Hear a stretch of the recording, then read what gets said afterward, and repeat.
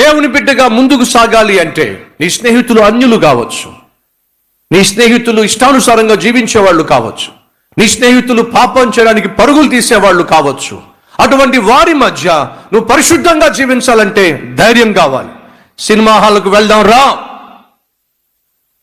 A rated movies చూద్దాం రా, night క్లబ్కు వెళ్దాం రా, చిందులేద్దాం గంతులేద్దాం రా అన్ని స్నేహితులు పిలుస్తున్నప్పుడు నో అని చెప్పడానికి ఏం కావాలి?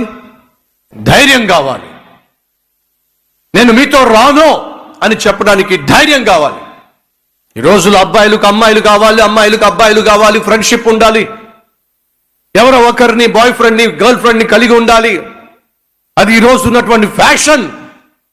నువ్వు కూడా ఒక అబ్బాయిని ప్రేమించు, నువ్వు ఒక అమ్మాయిని ప్రేమించు, నీకు కూడా ఒక పార్ట్నర్, ఒక లైఫ్, ఒక జోడు ఉంటే బాగుంటుందని చెప్పి నీ స్నేహితులు నువ్వు ప్రోత్సహిస్తున్నప్పుడు నువ్వు చెప్పగలగాలి నో.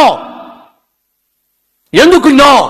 నేను సేవిస్తున్న దేవుడు ప్రత్యేకమైన వాడు, నేను సేవిస్తున్న దేవుడు పరిశుద్ధమైన వాడు, పరిశుద్ధతను ప్రేమించేవాడు. ధైర్యం కావాలి. ఎస్,